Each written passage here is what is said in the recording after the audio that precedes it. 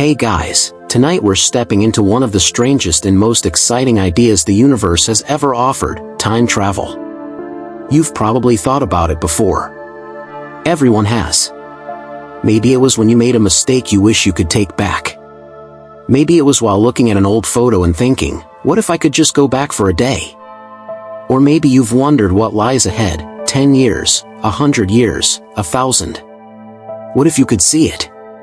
We all live inside time. It shapes everything we do. But we rarely stop and ask what time is, or whether it has to move the way we think it does.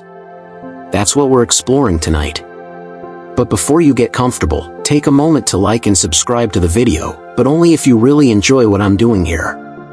And if you're watching from somewhere interesting, drop your local time in the comments. I love seeing where in the world people are listening from, and at what hour. Now dim the lights. Maybe turn on a fan or some white noise in the background.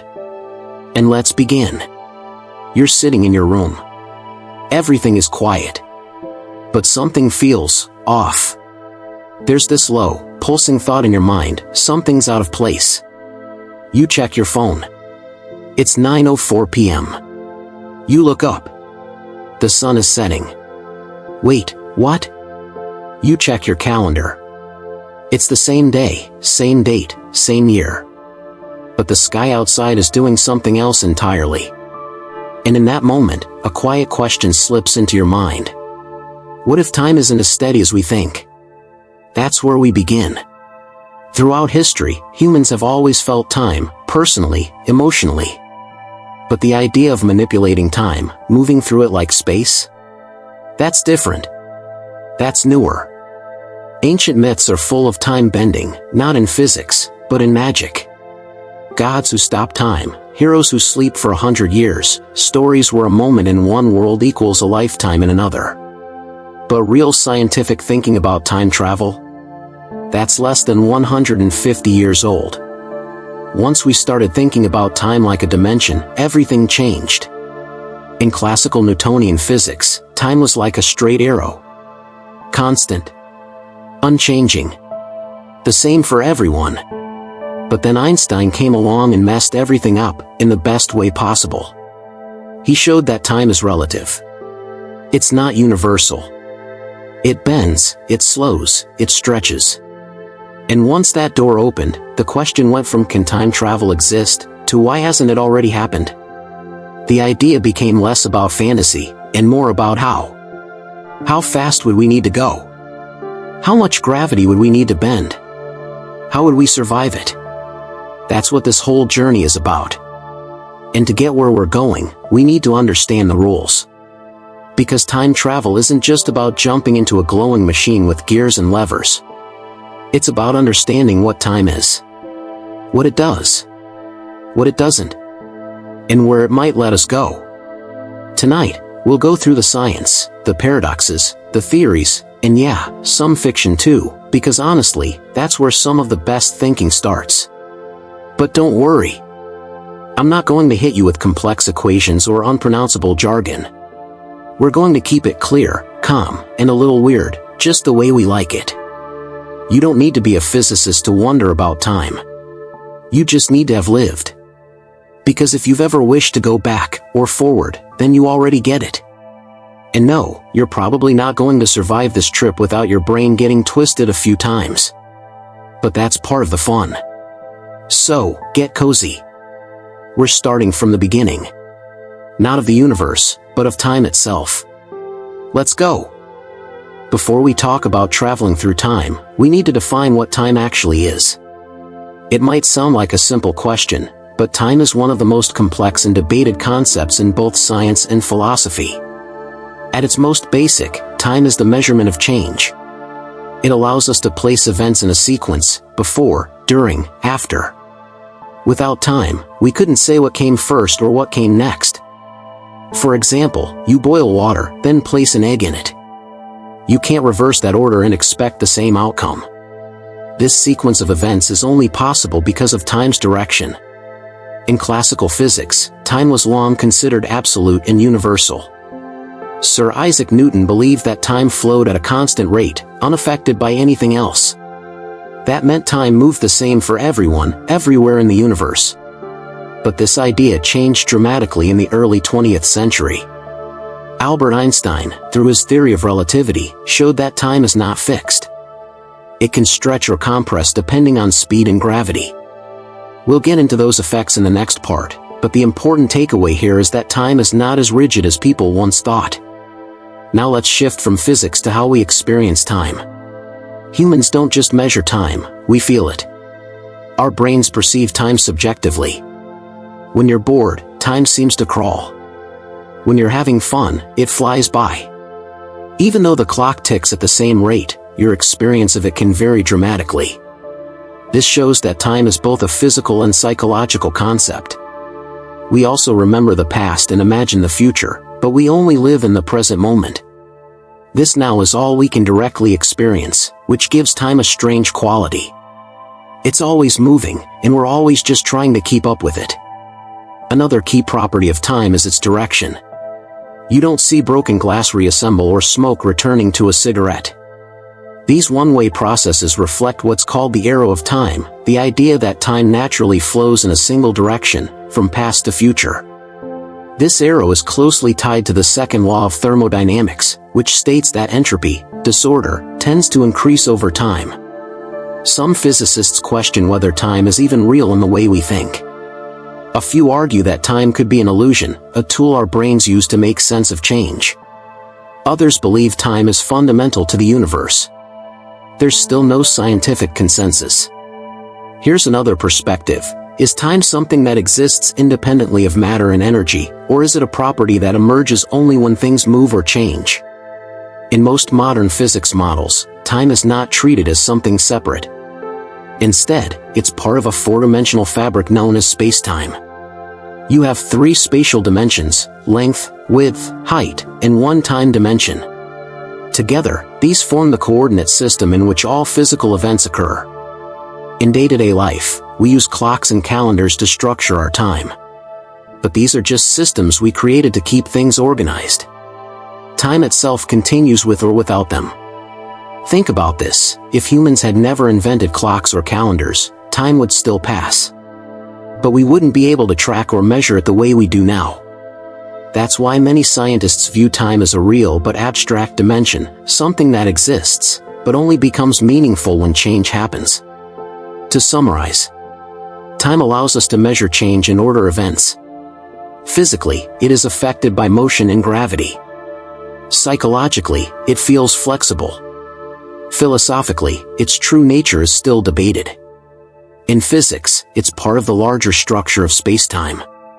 In the next part, we'll dive into how Einstein broke the old rules and showed us that time isn't absolute, it can bend. That's where the path toward actual time travel begins. To understand whether time travel is real, or could be, you first need to accept something most people still struggle with: time doesn't flow the same for everyone. That idea sounds ridiculous at first. You've probably lived your whole life assuming time is steady, like a clock ticking the same for everyone. But it's not. And that discovery came from one of the biggest breakthroughs in science, Albert Einstein's theory of special relativity, published in 1905. Let's break it down in clear terms. Special relativity is a theory that describes how time and space behave when objects move at constant high speeds, especially speeds close to the speed of light. The key idea: the laws of physics are the same for all observers, no matter how fast they are moving, but measurements of time, distance, and mass can differ depending on the observer's motion. In other words, time is not absolute. It depends on your frame of reference. Here's where it gets weird and important. Einstein's theory predicts something called time dilation. The faster you move, the slower time passes for you, compared to someone who is standing still. Let's say you and your twin brother are 25 years old. You get into a spaceship and travel close to the speed of light for what feels like 5 years. When you return to Earth, you find your twin is now 35, but you're only 30. That's not a sci-fi plot. That's actual physics. This is called the twin paradox, and it's a real consequence of special relativity. Time literally slows down for the person who travels at high speed, yes, again and again. One famous example involves atomic clocks. Scientists placed highly precise clocks on airplanes flying around the Earth and compared them to identical clocks that stayed on the ground. The result? The clocks on the planes ticked slightly slower, exactly as Einstein predicted. This isn't just theory, it's real. It also affects our everyday technology. For example, GPS satellites orbit the Earth at high speeds and are also farther from Earth's gravity. If engineers didn't adjust their onboard clocks for time dilation, GPS locations would be off by several kilometers within a single day. So, your smartphone's ability to tell you where you are relies directly on Einstein's corrections to Newton's concept of time. The key is the speed of light, about 300,000 kilometers per second. Einstein showed that no object with mass can reach the speed of light, but as you approach that speed, time slows down dramatically for you relative to someone at rest. At low speeds, like cars, planes, or even rockets, time dilation is tiny, barely noticeable. But as you approach light speed, the effect becomes extreme. Let's say you are on a spaceship traveling at 99.999% the speed of light. For every year you experience on board, decades or even centuries could pass back on Earth. This opens the door to a specific kind of time travel, one-way travel to the future. You can't go back in time with special relativity, but you can slow down your experience of time relative to others. Travel fast enough, and you could effectively leap into Earth's distant future. It sounds strange, but there's no paradox here. You're not changing the past or breaking causality. You're just taking a shortcut through time by moving very, very fast, not yet. To reach those kinds of speeds, we'd need energy far beyond anything currently possible. Even our fastest spacecraft today move at a tiny fraction of light speed. And humans haven't even tried sending a person that fast, let alone keeping them alive on a journey like that. But the physics is sound. The equations work. And we've observed these effects on particles in labs, on satellites in orbit, and in experiments for over 50 years. In that sense, time travel to the future is not just possible. It's already happening, on a very small scale, in very specific situations. Astronauts who spend long periods on the International Space Station, for example, age a fraction of a second less than people on Earth. It's tiny, but measurable. They're technically time travelers. So far, we've established that time isn't universal. It can stretch or compress depending on speed. This matters because it proves that time is flexible. Not metaphorically, physically. That flexibility is the first clue that time travel might not be fiction. In the next part, we'll talk about gravitational time dilation, how gravity itself can also bend time. And it's even weirder than speed. For now, just hold on to this one idea. If two people live in two different conditions, one moving quickly, one staying still, they will not age the same. That's not science fiction. It's relativity. And it's real. Time doesn't only respond to speed. It also responds to gravity. That's one of the stranger facts about the universe, and most people never notice it in daily life. But it's real, measurable, and directly impacts everything from satellites to science fiction. Let's start with the core idea. Gravity slows time. The stronger the gravitational field you're in, the slower time moves for you compared to someone farther away from that field. This concept comes from Einstein's general theory of relativity, published in 1915. It expanded on his earlier work and revealed how massive objects like planets, stars, and black holes warp spacetime itself. Spacetime isn't just an empty container that holds everything. According to general relativity, it's a dynamic structure that bends in response to mass and energy. Picture a stretched rubber sheet. If you place a heavy ball in the middle, it curves. That's what mass does to spacetime, and time is part of that structure. When spacetime curves, time curves with it. This effect isn't theoretical. We've tested it repeatedly. One famous experiment involved placing synchronized atomic clocks at different altitudes, one at the base of a mountain, and one at the summit. After running for a while, the clock at the top showed slightly more time had passed. Why? Because it was farther from the Earth's center of gravity. The deeper you are in a gravitational well, the slower time flows. This also happens in orbit. GPS satellites, which orbit about 20,000 kilometers above Earth, are affected by both special and general relativity. Their high speed slows time, special relativity, but their weaker gravity speeds it up, general relativity. Engineers have to adjust the satellite clocks by nanoseconds every day to make sure the system works. Without those corrections, GPS positions would be wildly inaccurate. On a human scale, these time shifts are tiny. You wouldn't feel them. But near extreme gravitational sources, like black holes, the effect becomes massive. If you were to orbit a black hole at a safe distance, time for you would move much slower than for someone watching from far away. 1 hour near the black hole could equal years outside. This is not just a dramatic idea for movies like Interstellar, it's based on solid physics. The closer you are to a source of gravity, the more space-time is stretched, and the slower your clock ticks compared to others. What does this mean for time travel?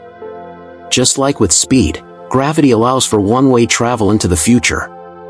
If you spend time in a strong gravitational field and return later, more time will have passed for the rest of the universe than for you. You can't go backward, but you can skip ahead.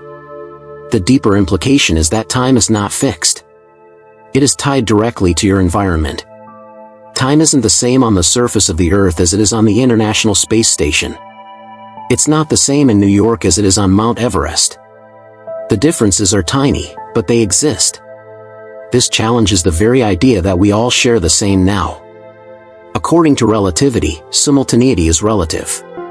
What happens at the same time for one person may not be simultaneous for another, depending on their position and motion. This is a direct consequence of how time and space are woven together. Some physicists argue this flexibility in time opens the door to more complex forms of time travel. If time can stretch, bend, and dilate, maybe it can also loop or fold. That's something we'll explore in future sections. For now, the key takeaway is this: gravity and motion both affect time in measurable ways. These aren't tricks of perspective. They're physical consequences of how the universe is built. And that means time travel, at least forward, is already part of nature. We just haven't found a way to scale it up yet. At this point, you've seen two solid ways time can change: high speeds slow it down, and gravity warps it. Both are backed by decades of real-world data. So let's put them together and talk about something most people don't realize. Traveling into the future isn't just a theory. It's already happening. Not in the flashy, sci-fi way where someone jumps into a glowing machine and pops out in the year 3025. But in slower, real, measurable steps, already proven by modern physics. The first example is with astronauts. When someone goes into orbit aboard the International Space Station, they are moving fast, about 28,000 kilometers per hour. They're also slightly farther from Earth's gravitational center. Both of those conditions affect how time passes for them. Over the course of a 6-month mission, an astronaut will age a few milliseconds less than people on Earth. It's a small amount, but it's real. Their body literally experiences less time. Technically, they have traveled, ever so slightly, into Earth's future. The effect is even more dramatic with subatomic particles. In particle accelerators, such as CERN's Large Hadron Collider, scientists fire particles at near-light speed. These particles usually decay quickly.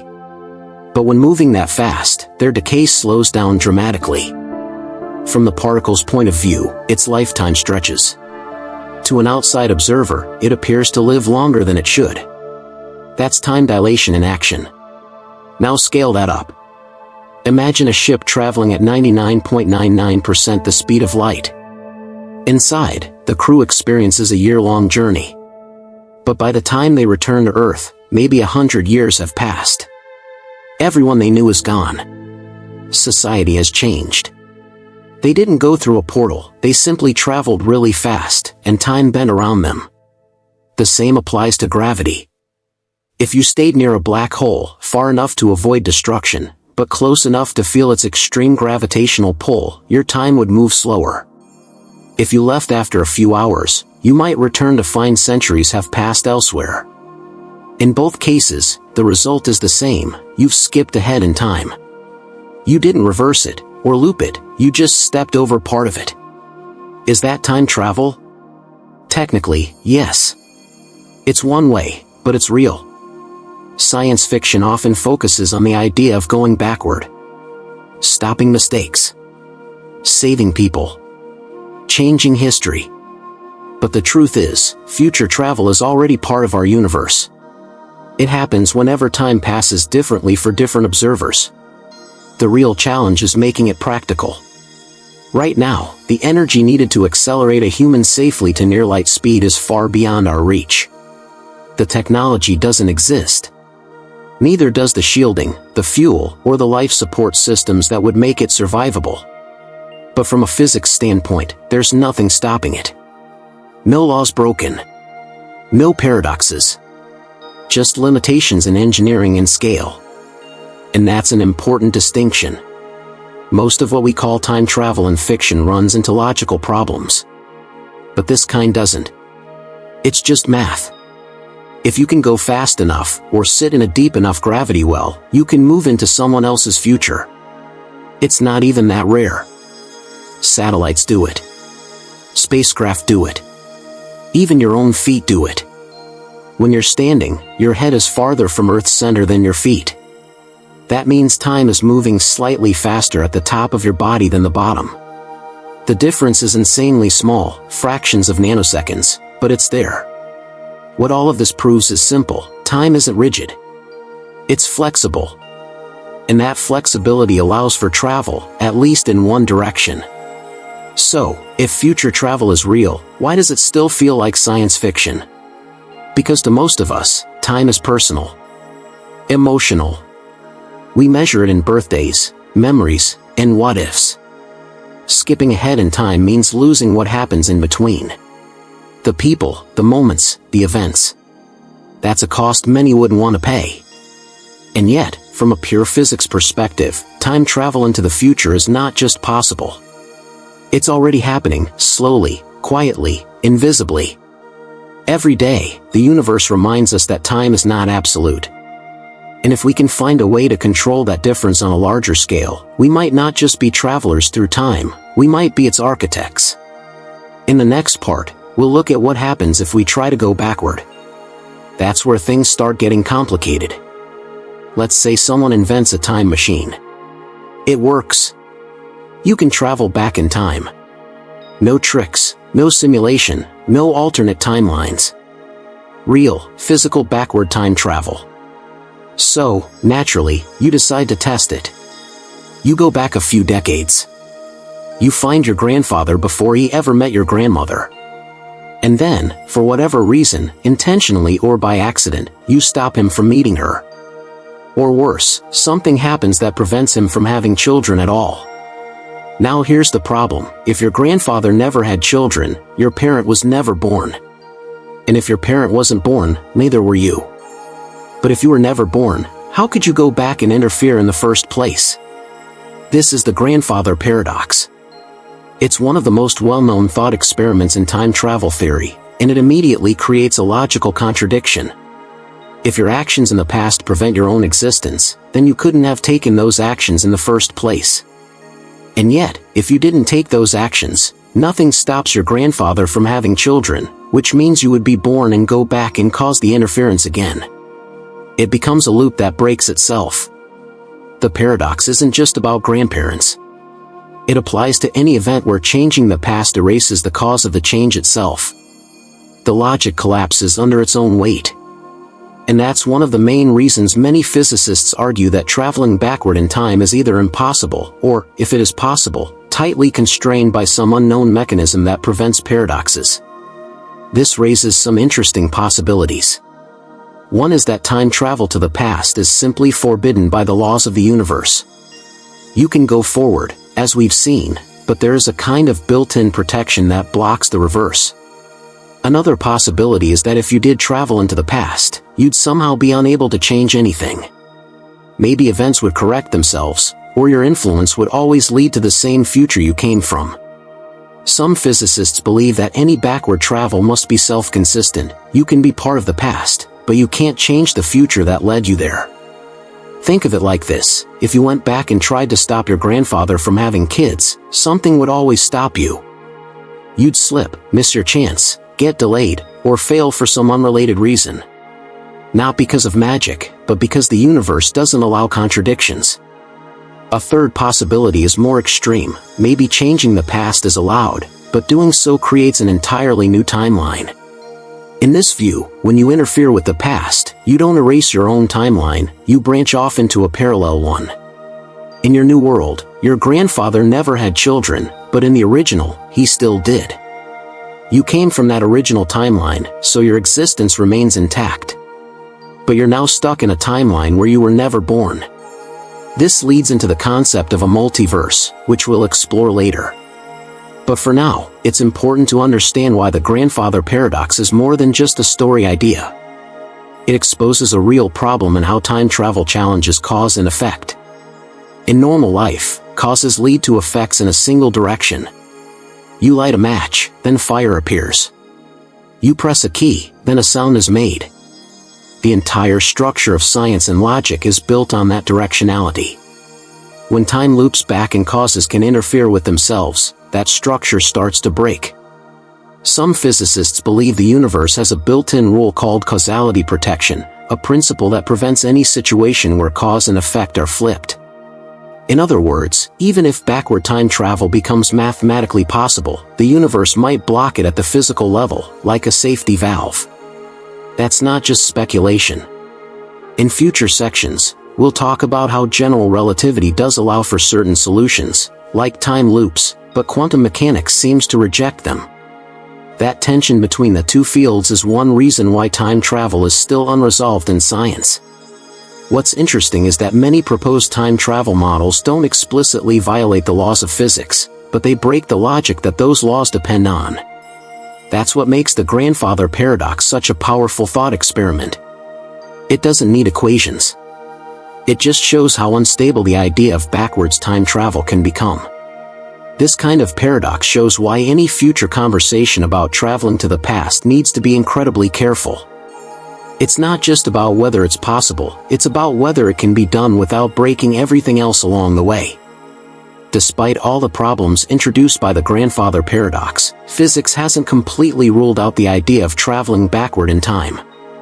In fact, one specific solution in Einstein's general theory of relativity opens the door to it, under very specific conditions. These are called closed time-like curves, or CTCs. A closed time-like curve is a theoretical path through spacetime that loops back on itself. If you follow this path, you'd return to the exact same point in time and space where you started. You'd essentially walk through time in a circle. Einstein's equations don't forbid CTCs.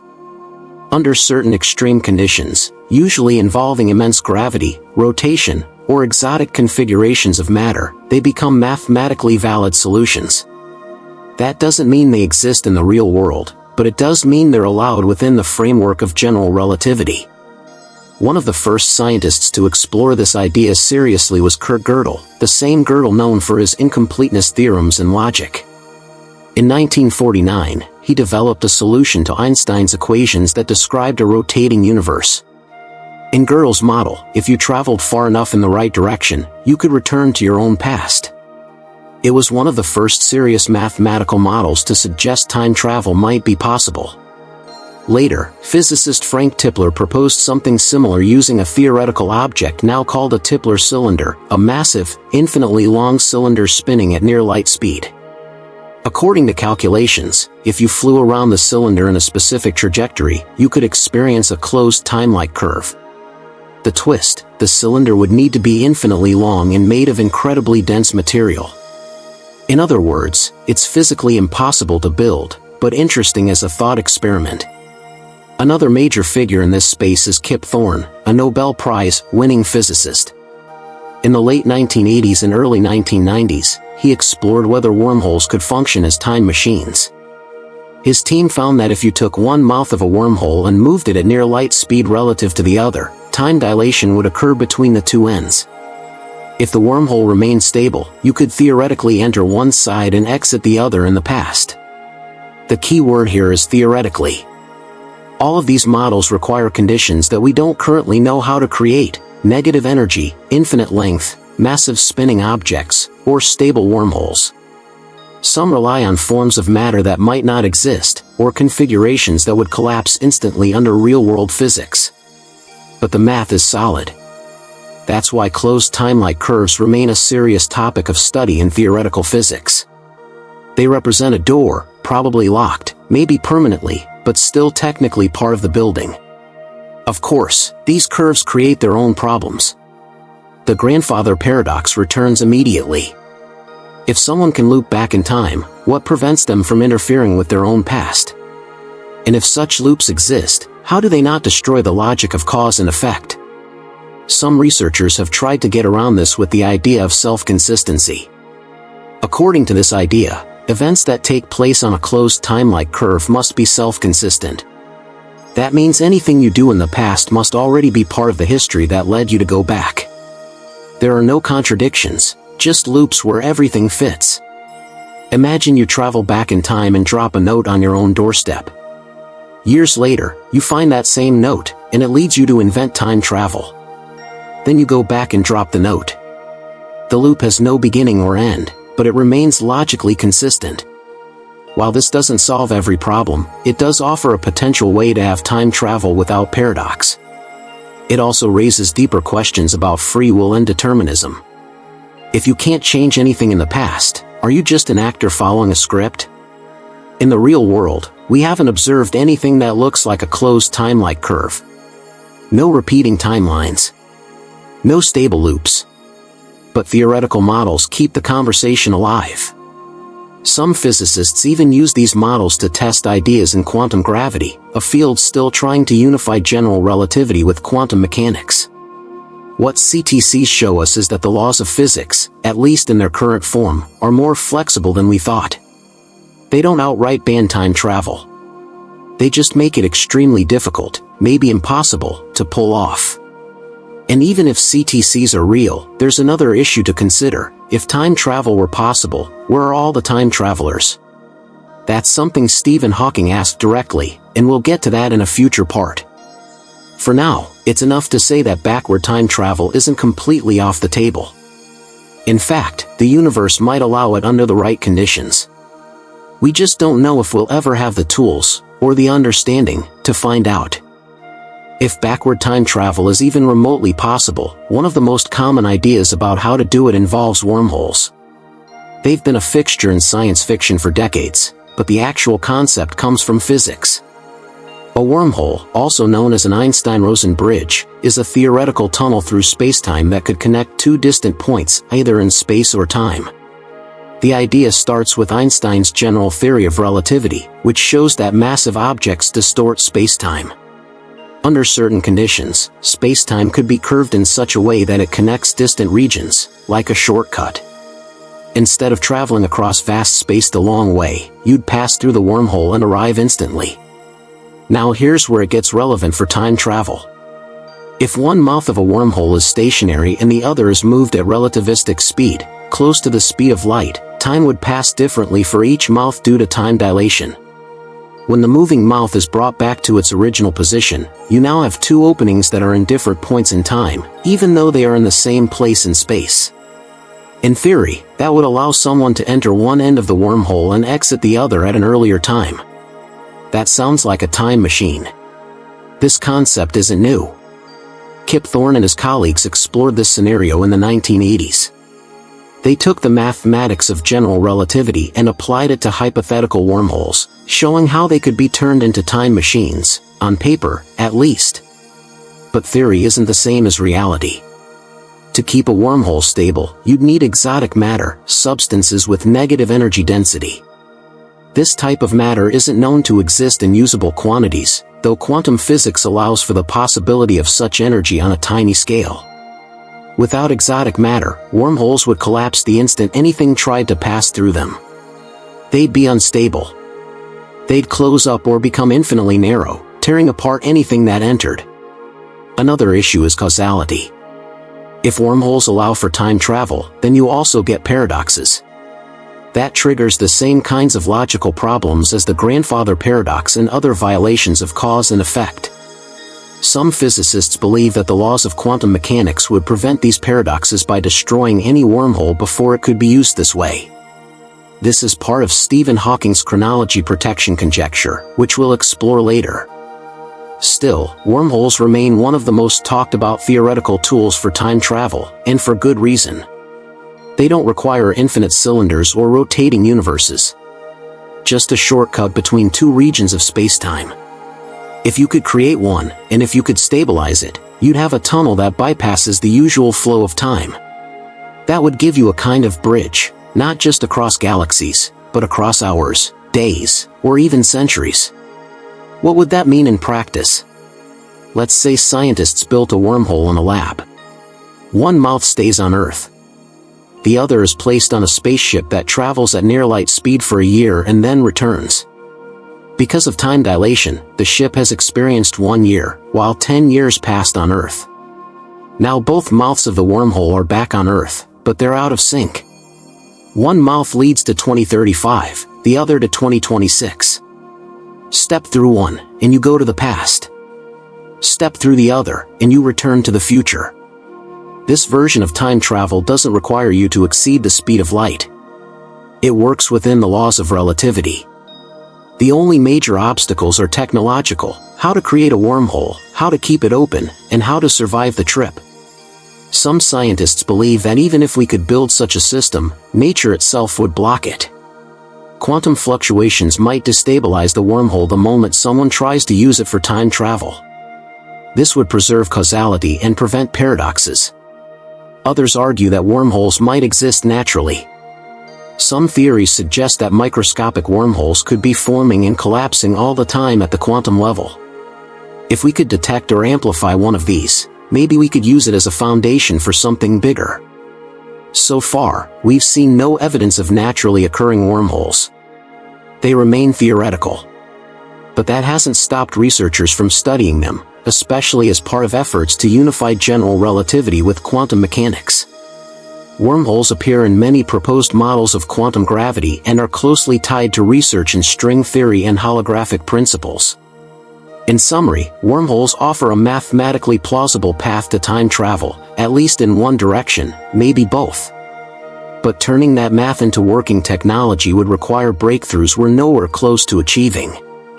Still, it's worth noting that wormholes are one of the few ideas in theoretical physics that let you jump through time without breaking relativity. That alone makes them fascinating to scientists and storytellers alike. If wormholes aren't the answer to time travel, there are other strange possibilities floating around in theoretical physics. Some of the lesser-known but equally fascinating ideas involve cosmic strings and exotic matter. These are not science fiction concepts, they're based on real equations and real physics, though none of them have been proven to exist in practice. Let's start with cosmic strings. These are hypothetical one-dimensional defects in spacetime that may have formed in the early universe, just after the Big Bang. You can think of them as incredibly thin, incredibly long threads of energy, much thinner than an atom but potentially stretching across entire galaxies. Despite their size, they would carry enormous mass and energy, enough to warp spacetime around them. If two cosmic strings were to pass near each other at high speed, or if one string looped into itself and spun rapidly, the distortion of spacetime could theoretically allow for a closed time-like curve. That would mean time travel. Not with a machine, not with a wormhole, just the natural curvature of spacetime manipulated by a rare, powerful object. But there's a problem. No one has ever seen a cosmic string. Some theories suggest we might detect them through gravitational lensing, how they bend light from distant stars, but so far, nothing conclusive has shown up. They remain a mathematical idea, not an observed reality. Then there's exotic matter. Unlike ordinary matter, exotic matter would have negative energy density. That might sound impossible, but quantum theory allows for it in very small, temporary situations. For example, in the Casimir effect, two uncharged metal plates placed very close together in a vacuum will experience a measurable force due to fluctuations in quantum fields. This setup creates a region of negative energy between the plates. Negative energy is interesting because, in theory, it can hold open a wormhole. It can also counteract gravitational collapse. That's why it comes up in almost every serious proposal for time travel. Without exotic matter, most wormhole models, and many other time travel concepts, wouldn't work.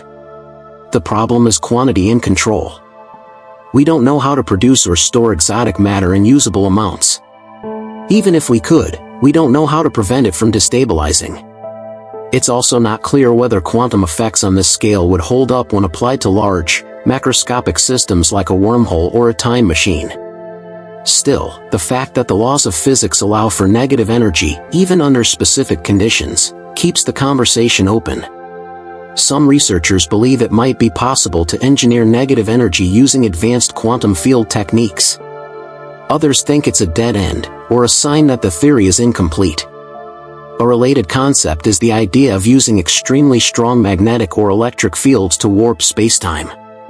Some theoretical models suggest that concentrated energy fields might distort time locally, though the effect would be tiny. No experiment has ever confirmed it, and the energy requirements are currently far beyond anything we can produce. All of these approaches, cosmic strings, exotic matter, high-energy fields, share the same status. They're theoretically allowed, but practically unachievable. They live in the space between known science and speculative physics. They don't break any laws, but they rely on things we don't yet know how to create or detect. That's the recurring theme in time travel research. Many ideas work on paper. The math checks out. But when it comes to building something, the gap between theory and technology is enormous. What these concepts do show is that spacetime is more flexible than we once thought. It's not just a static stage where events unfold. It can twist, curve, fold, and, at least in theory, loop. And if it can loop, then time travel isn't just a dream. It's a physical possibility waiting for the right conditions. For now, those conditions are out of reach. But every time we build a new particle accelerator, launch a better space telescope, or refine our understanding of quantum mechanics, we get closer to knowing whether time can really be bent. And if it can, we'll need to understand more than just motion or gravity. We'll need to understand the nature of matter itself, what kinds of energy are possible, and how far physics can be pushed before the universe pushes back. One of the biggest problems with time travel to the past is logical contradiction. The grandfather paradox is the most famous example, but it's just one of many scenarios where changing the past creates impossible situations. If time travel to the past is ever going to work, even in theory, there needs to be some kind of rule that prevents these contradictions from happening. That's where the Novikov self-consistency principle comes in. This principle was proposed by Russian physicist Igor Novikov in the 1980s. It offers a way to allow time travel to the past, while avoiding logical paradoxes. The core idea is simple: if an event exists that would create a contradiction, then the probability of that event is exactly zero. In other words, events along a closed time loop must be consistent with each other. Let's return to the grandfather paradox for a second. In a self-consistent universe, if you travel back in time, you can't prevent your grandfather from meeting your grandmother. Not because you're being stopped by some external force, but because history already includes your presence in that moment. Whatever you do in the past must lead to the same future that caused you to go back in the first place. This doesn't mean your actions don't matter. It means they were already part of the timeline all along. You might think you're changing something, but in reality, you're fulfilling what has already happened. Imagine a time traveler who goes back to warn a scientist about a lab accident. That warning causes the scientist to avoid the disaster. Years later, that scientist helps invent time travel, which leads to the original warning. It's a loop, but one without contradiction. Everything lines up. That's what the Novikov principle demands: consistency. You can create loops in time, but they can't contain events that conflict with each other. Some theoretical models actually use this principle to simulate time travel. For example, physicists have built computer programs that simulate billiard balls going through wormholes. If the simulation allows the ball to hit its past self in a way that prevents it from entering the wormhole, the system finds a new, consistent trajectory instead, where the ball still goes through the wormhole, but hits itself in a way that doesn't prevent the loop. Every outcome follows the rule: the timeline must be self-consistent. It sounds strange, but the logic holds. The idea doesn't require supernatural forces or magic. It just assumes the universe won't allow contradictions to exist. If something would cause a paradox, it simply can't happen. One of the most interesting things about the Novikov principle is that it allows free will to coexist with determinism, at least in a limited way. You can still make choices when you travel back in time. But those choices will always turn out to be the ones that fit with history. You don't know in advance what you'll do, but whatever it is, it won't break causality. This kind of time travel doesn't let you rewrite history. It lets you participate in it, on a loop that always existed. This might feel restrictive, but it's the cleanest way to preserve cause and effect. And it aligns with general relativity, which doesn't prevent closed time loops, as long as the math remains consistent. The Novikov principle doesn't answer every question. It doesn't explain where the loop starts, or how time machines would actually be built.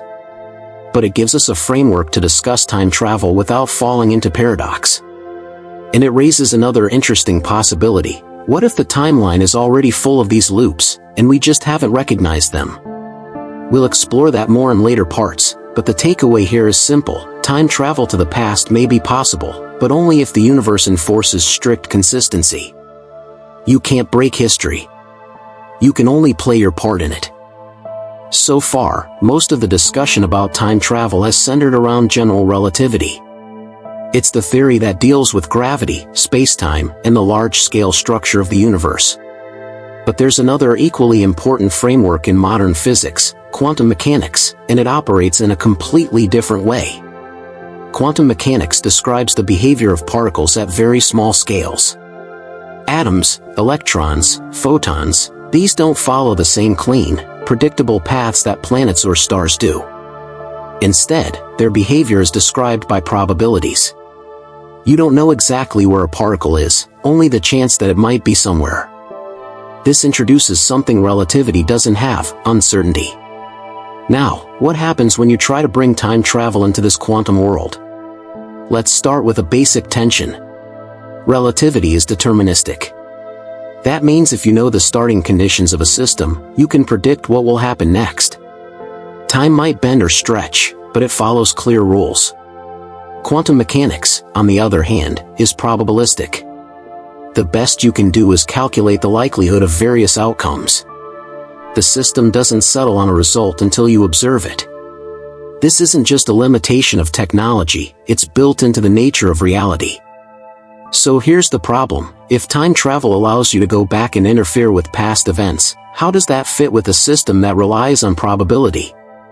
Some physicists believe that time travel at the quantum level might be more flexible than in classical physics. If multiple outcomes are possible, maybe going back in time doesn't break anything. Instead, it shifts the system into another possible outcome, one that still fits within quantum laws. There's a famous thought experiment that touches on this. It's a twist on the grandfather paradox.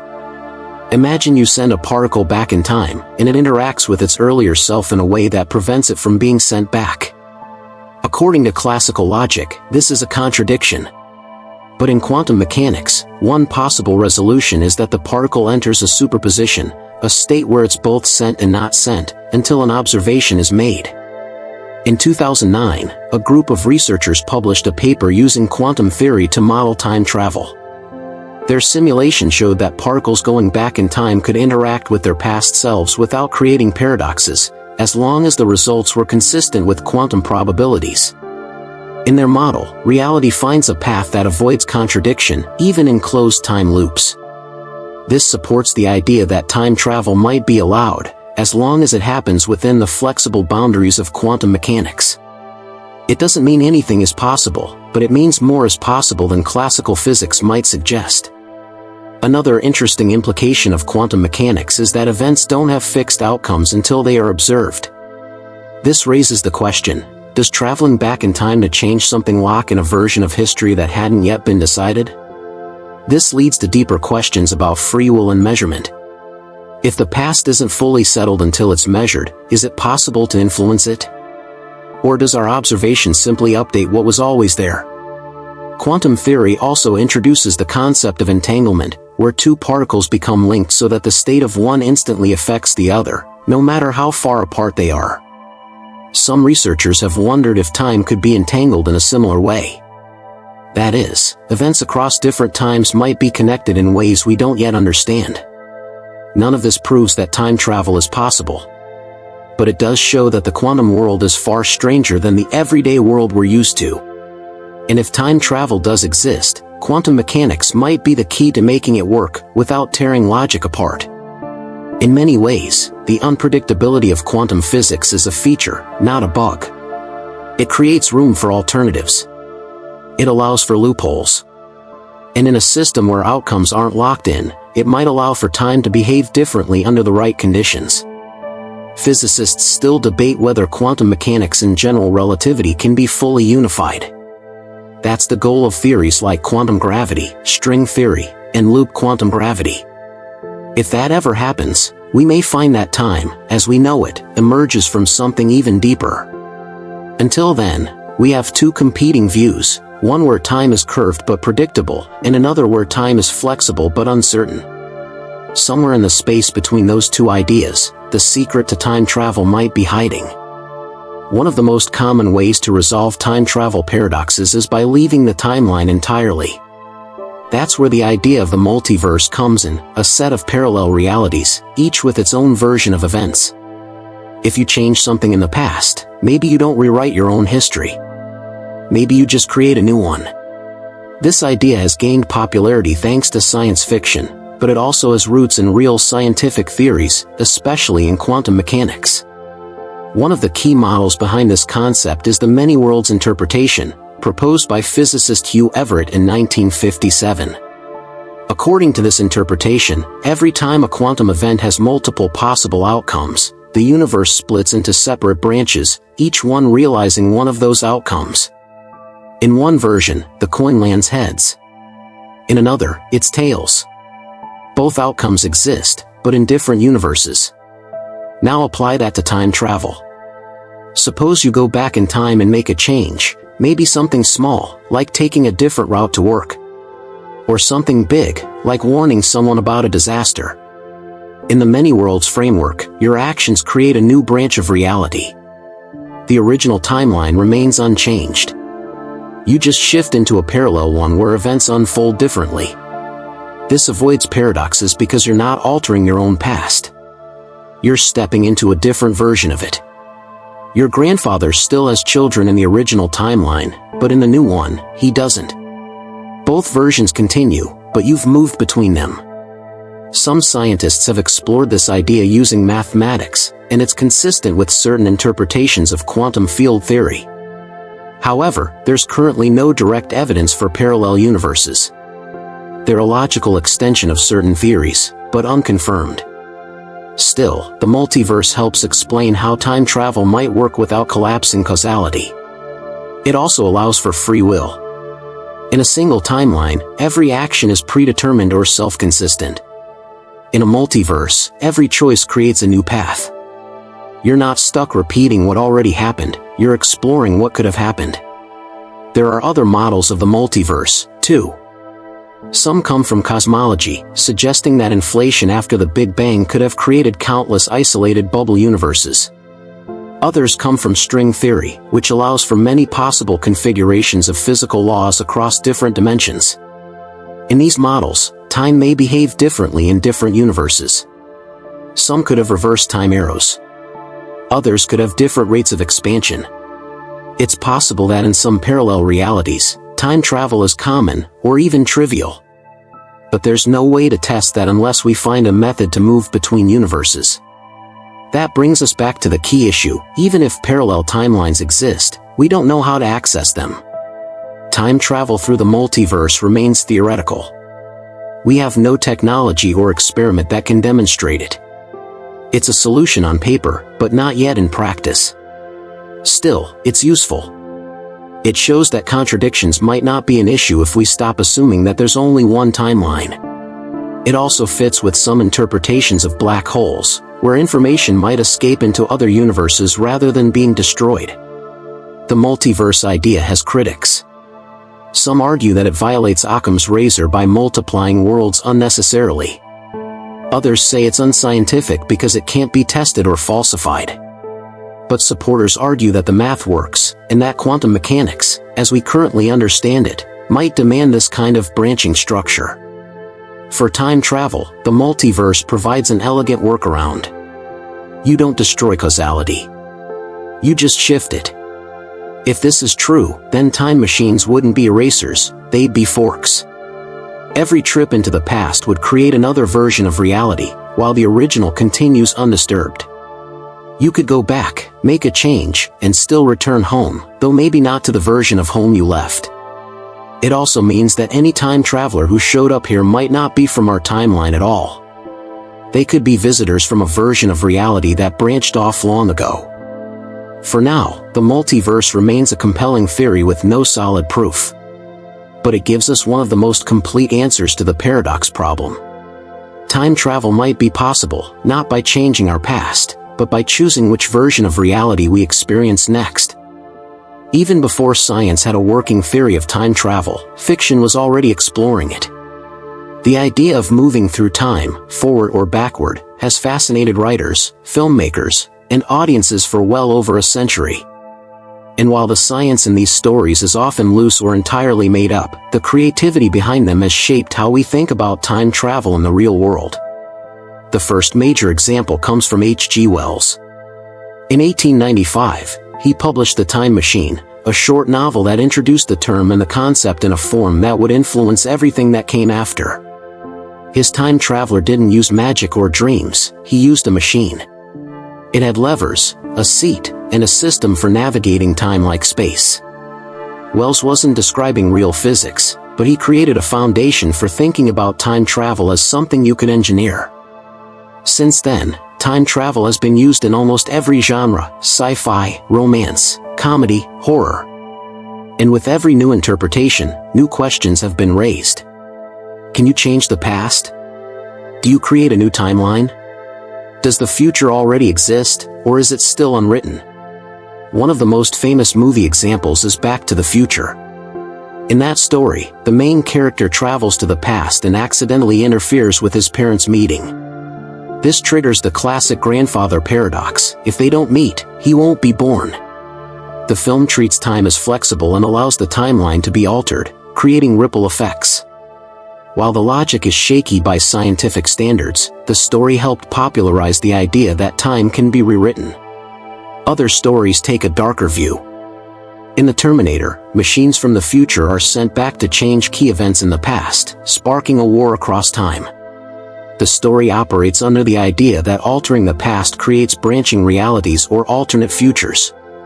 It mixes cause and effect with action and suspense, but again, the rules are flexible and mostly narrative-driven. Then there are stories like 12 Monkeys, which follow a closed-loop model. The main character tries to prevent a global catastrophe by going back in time, only to discover that his actions helped cause it. This reflects a deterministic model of time, where everything that happens is already baked into history, including the time travel itself. In recent years, movies like Interstellar and Tenet have tried to bring more scientific ideas into the mix. Interstellar uses gravitational time dilation, real physics, to explain why time moves slower near a black hole. It doesn't involve time machines, but it shows how time can stretch under extreme conditions. Tenet, on the other hand, plays with the idea of entropy running in reverse. While highly fictional, it's inspired by real physics principles, particularly the arrow of time and thermodynamics. Fiction doesn't need to be scientifically accurate to be valuable. Often, these stories ask philosophical questions that science alone can't answer. What does it mean to change the past? Would you be the same person if your memories were different? Can knowing the future change how you live today? These ideas shape public understanding. Most people aren't reading scientific papers on closed time-like curves or quantum loops. But they'll watch a show like Dark or Loki, which introduce ideas like causality, branching timelines, and paradoxes, even if in exaggerated or incorrect ways. The influence goes both ways. Many physicists have admitted that their interest in time travel or theoretical physics started with fiction. Imagination often comes before the math. Still, fiction has its limits. Most time travel stories don't deal with energy requirements, the stability of space-time, or the fact that time machines would probably need to obey the laws of both general relativity and quantum mechanics, two frameworks that don't currently work well together. These are complex, unresolved issues that can't be hand-waved by plot devices or cinematic effects. That said, fiction often leads the way in helping people visualize the impossible. It gives shape to abstract theories and makes complicated ideas more accessible. It also challenges scientists to find real-world explanations for what we've only dreamed about. So while science fiction doesn't give us working time machines, it does something just as important: it keeps the question alive. Could time travel ever be real? And if it were, what would we do with it? Up to this point, we've looked at theories, general relativity, quantum mechanics, exotic matter, closed time-like curves. But what about real experiments? Have scientists ever tried to test the concepts behind time travel in a lab setting? The short answer is yes, but within strict boundaries. Let's start with the basics. Time dilation, which we've already discussed in theory, has been confirmed many times through direct measurement. Atomic clocks are the primary tools. These are the most accurate timekeeping devices humans have ever created, capable of measuring time down to billionths of a second. In one well-known test, two atomic clocks were synchronized. One was left on Earth, and the other was flown around the world on a commercial jet. When the clocks were compared after the flight, they showed different times, just by a few nanoseconds, but enough to prove that time had moved more slowly for the clock on the plane. This confirmed Einstein's predictions about how speed affects time. A similar experiment has been done with altitude. Place one atomic clock at sea level and another on a high mountain. The one on the mountain ticks slightly faster due to weaker gravitational pull. These effects are tiny but measurable, and they demonstrate that time doesn't flow the same everywhere. These experiments don't involve building time machines, but they do show that time is flexible and can be manipulated in measurable ways, at least in the forward direction. Now let's talk about simulations. While we can't create actual time travel conditions in a lab, we can simulate what would happen under those conditions using physics-based models. In 2010, a team of physicists ran a computer simulation involving billiard balls passing through a wormhole and interacting with their past selves. They were testing whether such a system would break the rules of causality. Interestingly, the simulation found that the system naturally corrected itself. The billiard ball always followed a trajectory that avoided paradox. That's a real-world application of the Novikov self-consistency principle. Another area of research involves light and lasers. In some experiments, researchers have used optical fibers to simulate curved spacetime. By slowing down light or bending it through materials with unusual properties, they can mimic how particles might behave near a gravitational source or in a time loop. These aren't time machines, but they offer insight into how information might travel under extreme conditions. In 2014, scientists in Australia conducted an experiment using single photons to model how a particle might interact with its past self. The setup used quantum entanglement and a process called quantum post-selection. The results showed that even when a photon was put into a scenario that should have created a paradox, the system avoided contradiction. This supported the idea that quantum mechanics might handle time travel in a self-consistent way. Physicists have also used quantum computers to simulate time-related processes.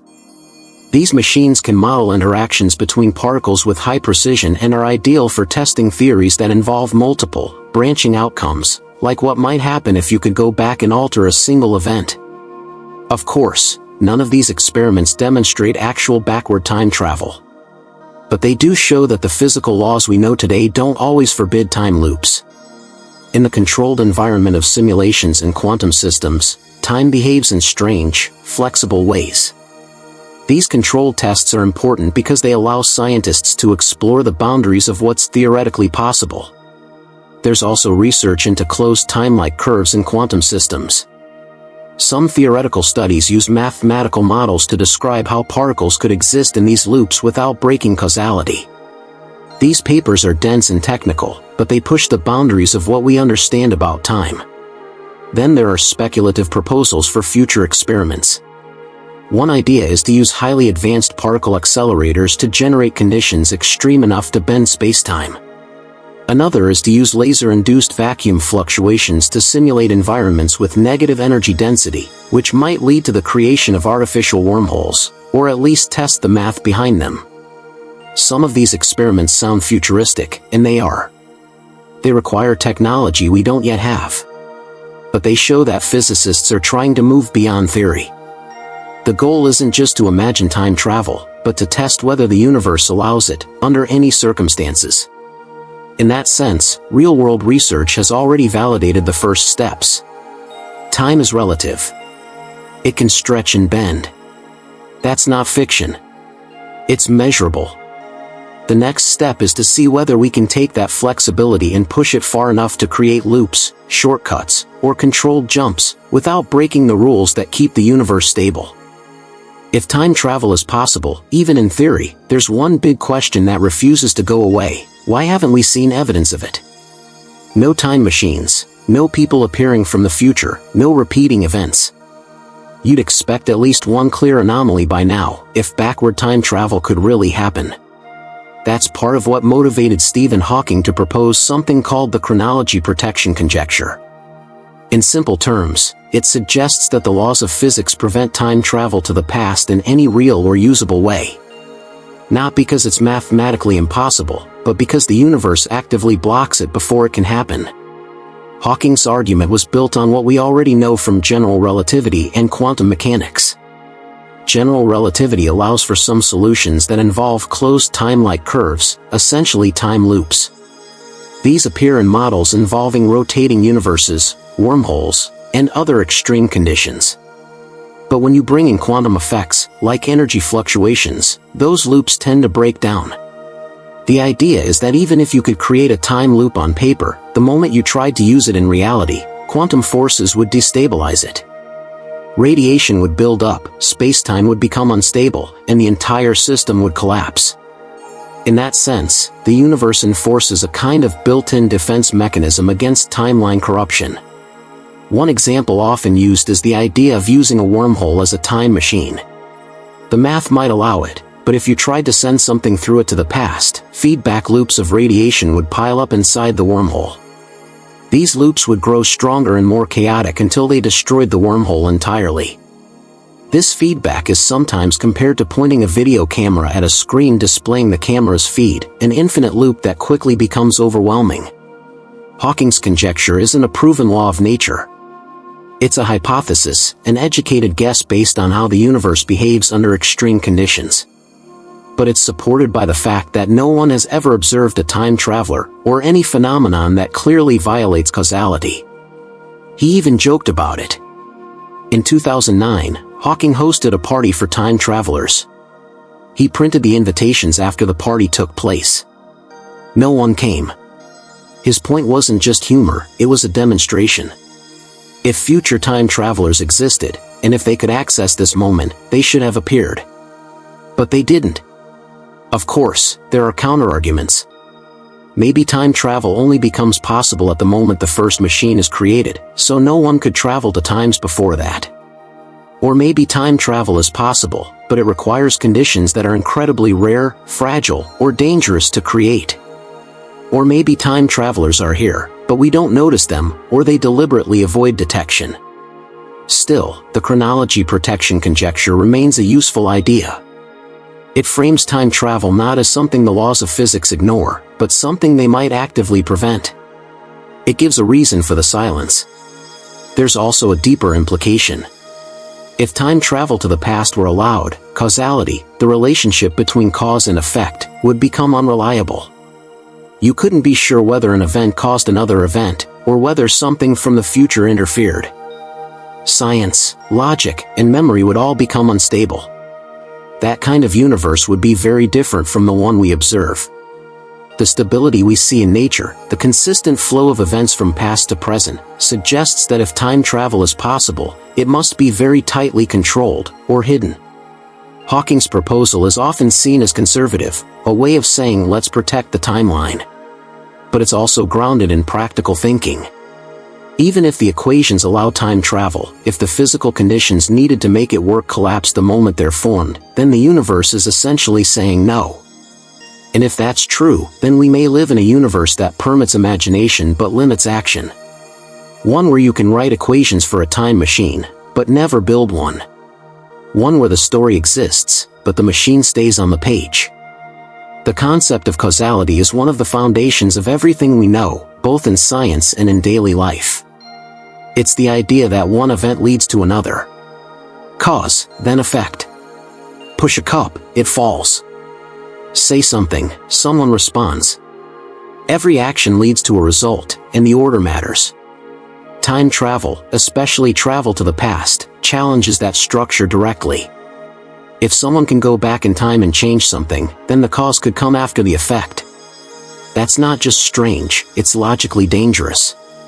It means the present could influence the past, or even cause it. That reverses the arrow of time, and once that line is crossed, it becomes very difficult to preserve any kind of consistent reality.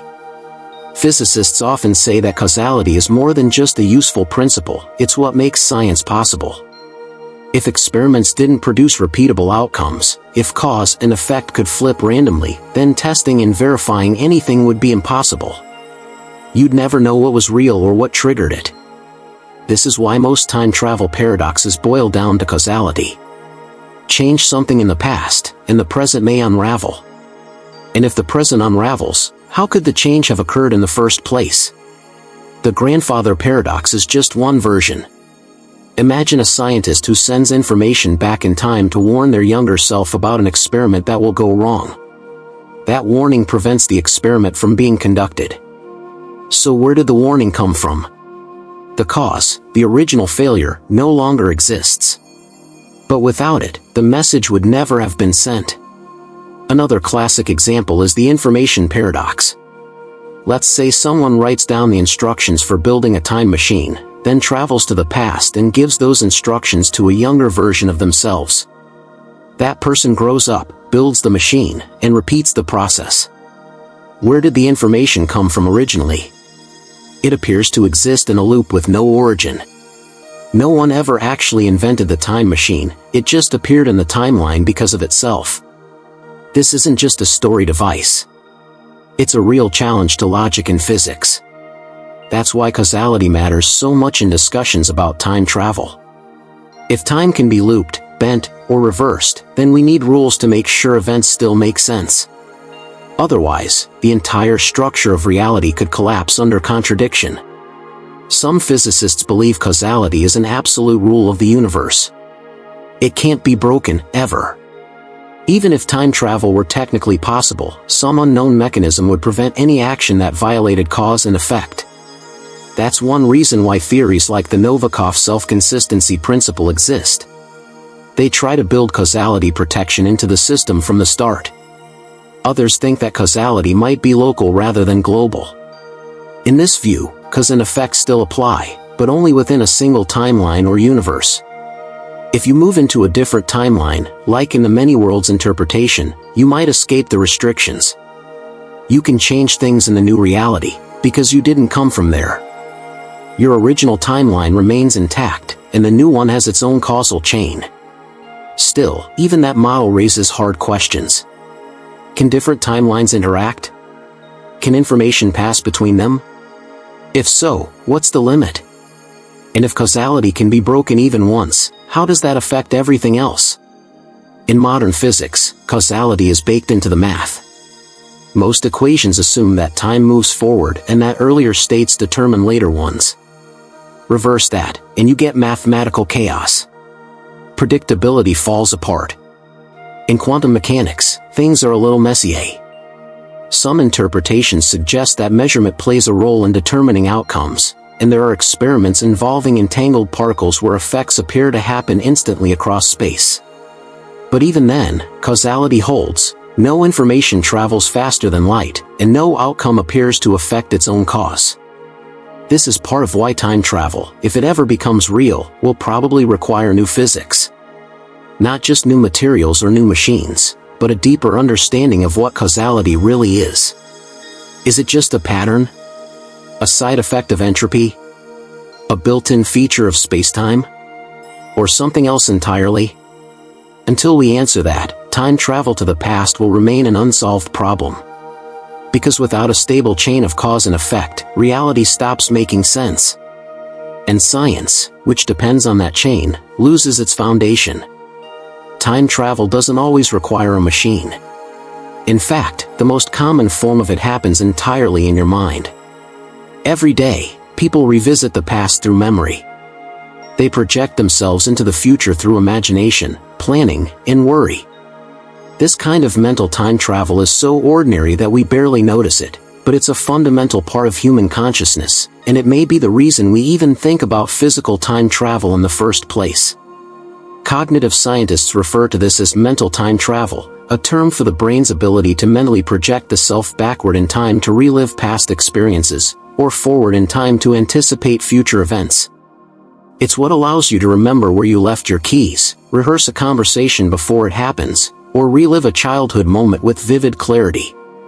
From a biological perspective, this function is linked to specific brain regions, especially the hippocampus and prefrontal cortex. These areas are involved in memory formation, decision-making, and imagination. Damage to these regions, such as in some forms of amnesia, can prevent a person from remembering the past and imagining the future. That's a strong clue that both tasks share a neural mechanism. This kind of time travel isn't just reflective. It shapes how people make choices. When you think about the future, your goals, your fears, what might happen, you're using mental time travel to guide your actions in the present. It's also central to regret and learning.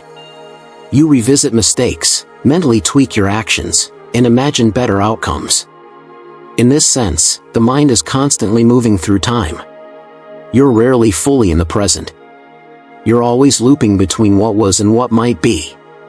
There's another layer to this: nostalgia. When people think of the past, it's not always accurate. Memory is selective. It compresses, filters, and sometimes fabricates. You might remember the feeling of summer when you were 10, but not the mosquito bites. You might forget who said what in an argument, or combine multiple events into one simplified version. That doesn't make those memories less powerful. In fact, the emotional weight of memory can shape how people interpret the present. Entire identities are built around selective memories. That's why arguments about the past often get heated. People are defending versions of time that exist only in their minds. Dreams are another example of psychological time distortion. During sleep, the brain often jumbles time, mixing events from different years, compressing hours into minutes. The dream state removes linear structure, letting events flow in strange, illogical orders. Sometimes, that leads to insights. Sometimes, it's just confusing. But either way, it's a break from how time normally behaves. Some neurological conditions exaggerate or disrupt this process. People with PTSD, for example, can relive traumatic memories as if they're happening in real time. Their brains fail to tag the memory as something that's over. This causes emotional and physiological reactions that match the original event, even if it happened years ago. On the other hand, people with certain forms of dementia may lose the ability to navigate time mentally. They might forget whether something happened this morning or last year. Their experience of time becomes unanchored, which makes day-to-day life confusing and unpredictable. Even language reflects how embedded this kind of time travel is. People say things like "think back," "look forward," or "I can't wait for the weekend." These are all metaphors based on physical movement, but applied to time. Culturally, people also use collective memory and projection. Societies build narratives about history and future progress. Nations celebrate anniversaries. Religions reflect on ancient texts or promise future salvation. These aren't just stories, they're shared frameworks for how to move through time together. All of this mental time travel happens without a single machine. No wormholes, no physics experiments. Just neurons, associations, and meaning. Some philosophers argue that mental time travel is the only kind that truly matters. After all, changing the past physically may be impossible, but reinterpreting it mentally happens all the time. You can't undo what happened, but you can shift how you understand it. You can't visit your future self, but you can imagine what that person might want you to do now. In a way, that's a kind of time travel that shapes real behavior. And maybe that's why the idea of literal time travel fascinates people so much. We already live with a version of it in our minds. The machine is the brain. The question is whether we'll ever build something that lets the rest of our body catch up. Some of the strangest discussions about time travel don't start with physics, they start with the possibility that reality itself is artificial. The simulation hypothesis suggests that what we experience as the universe might be a sophisticated digital construct. If that's true, time travel might not be a physical problem at all. It might just be a software feature. The idea sounds like science fiction, but it has serious supporters. In 2003, philosopher Nick Bostrom published a paper arguing that at least one of three things must be true. Either civilizations never reach a level where they can run realistic simulations of conscious beings, or, if they can, they choose not to, or, we are almost certainly living in such a simulation. The reasoning is based on probability. If it becomes possible to simulate conscious beings with advanced computing power, and if any civilization ever does it, they would likely run many simulations. That would mean there are far more simulated minds than real ones. So the odds of us being one of the originals would be extremely low. This changes how you might think about time travel. In a simulated world, time doesn't have to follow physical laws. It could be paused, reversed, edited, or duplicated. Events might be rendered only when observed. History might be rewritten, and you'd never know. From inside the system, it would all feel consistent. There's no solid evidence we're in a simulation. But there are strange hints. For example, quantum mechanics shows that particles behave differently when they're being observed. That's a measurable fact. Some people argue this is like a rendering shortcut, only calculating what's needed when someone's looking, like a video game engine saving memory. Others point to the limits of the observable universe. There seems to be a maximum resolution to how much we can see, like pixels in a digital image.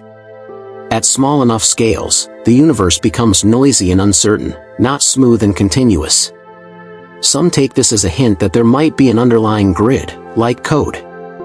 Even if these aren't signs of a simulation, the hypothesis remains interesting for time travel.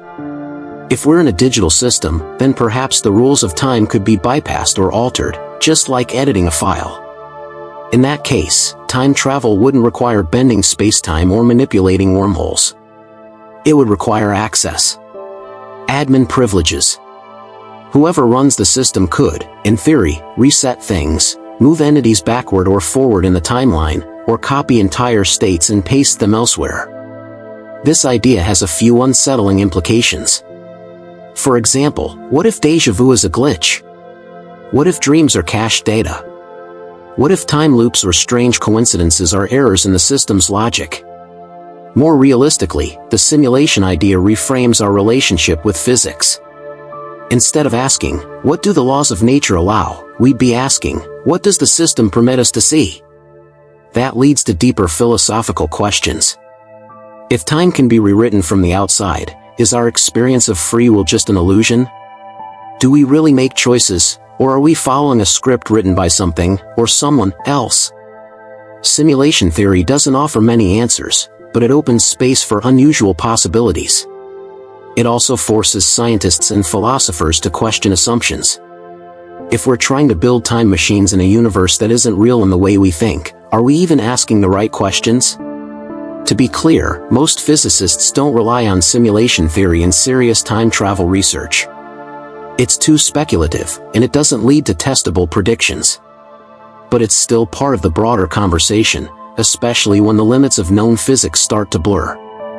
Ultimately, whether or not we're in a simulation doesn't change the fact that we experience time as a flow, past to future, one moment at a time. But if the system ever hiccuped, or if someone found a way to rewrite the code, the effects might look a lot like time travel. Let's say, just for the sake of argument, that someone cracks the problem. A lab somewhere figures out how to manipulate space-time. Maybe they stabilize a wormhole, bend a closed time-like curve, or find a loophole in quantum mechanics. However it happens, time travel becomes real, right now. What happens next? The most obvious question is who controls it.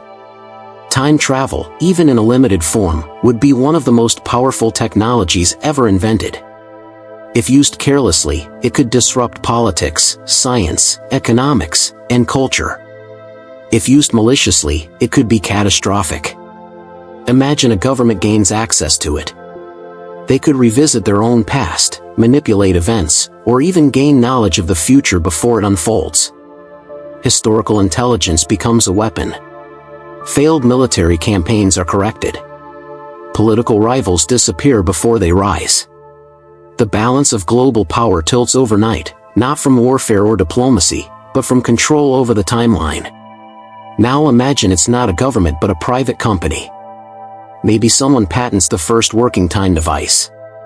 They sell access, maybe not physically sending people, but delivering data from the future.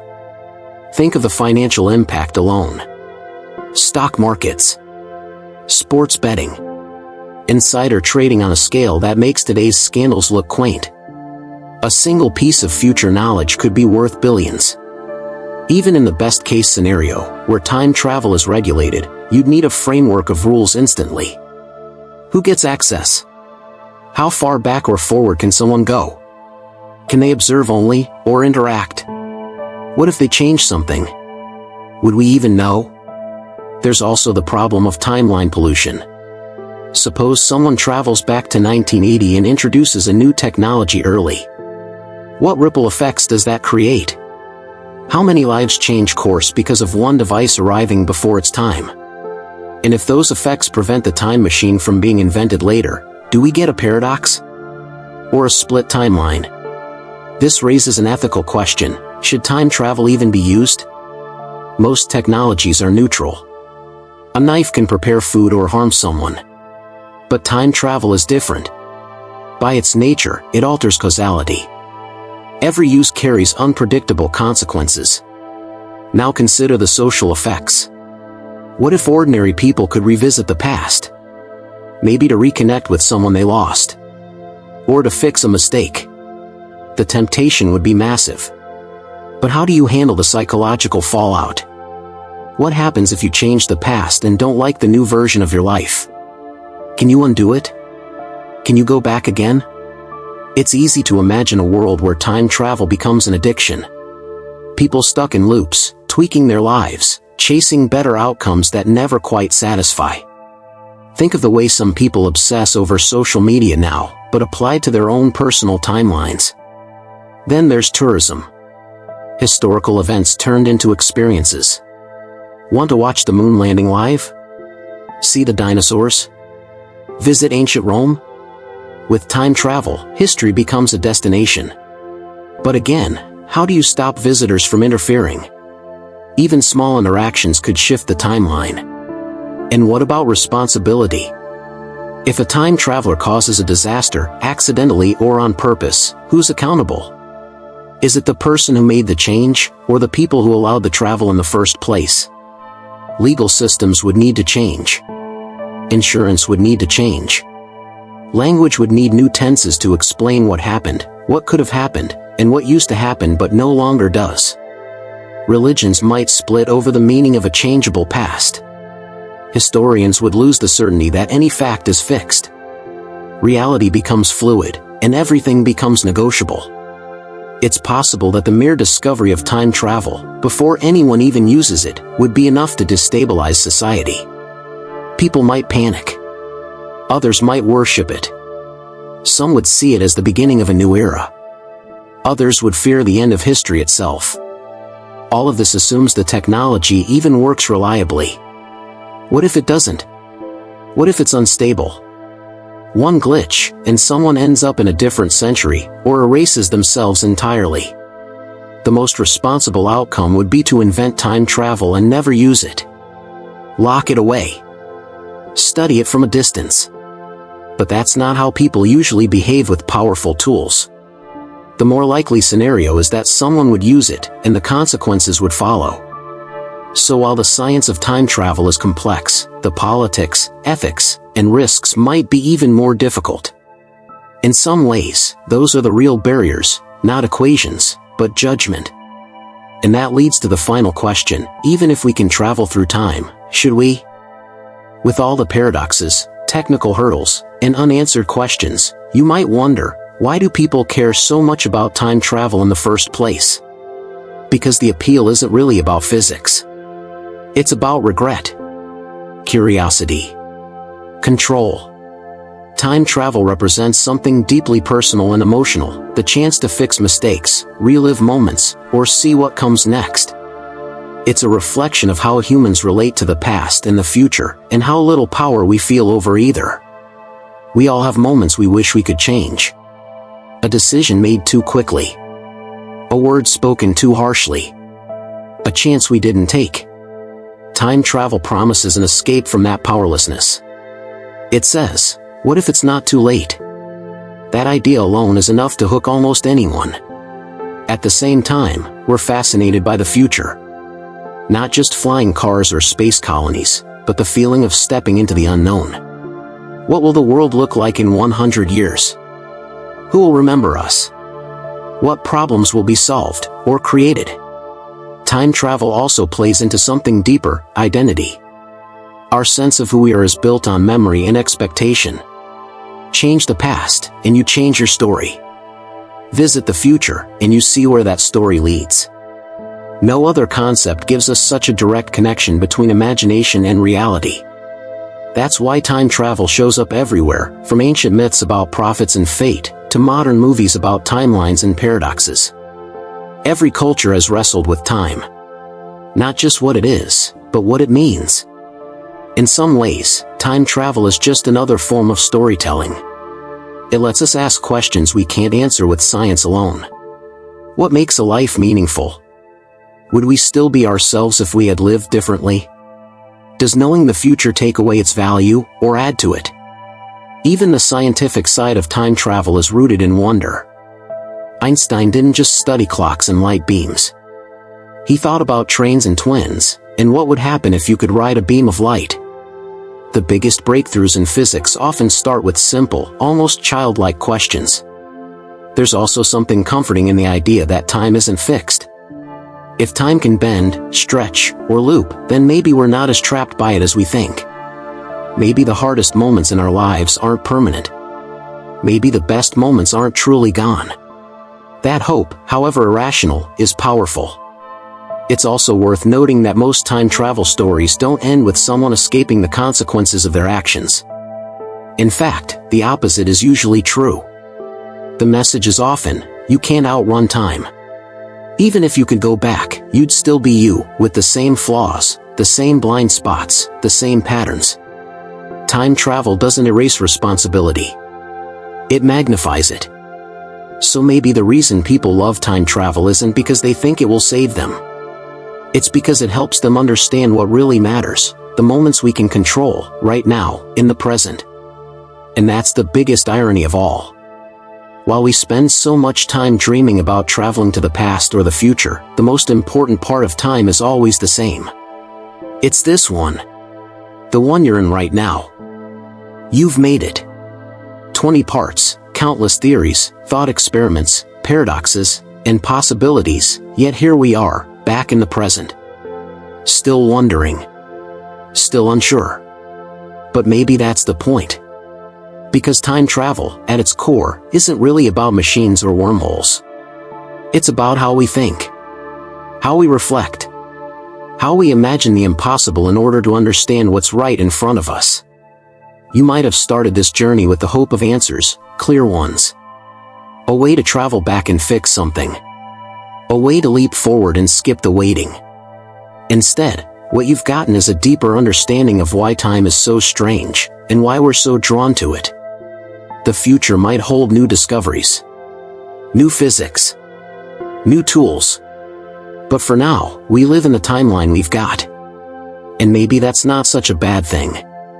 Because while you can't travel through time in a machine, not yet, you can still remember. You can still plan. You can still make meaning out of each passing moment.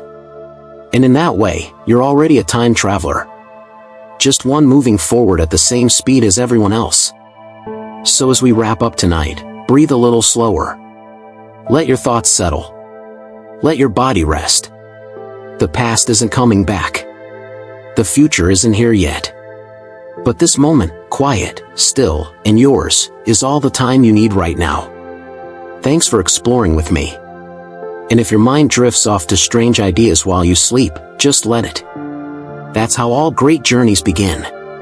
Sleep well, explorer.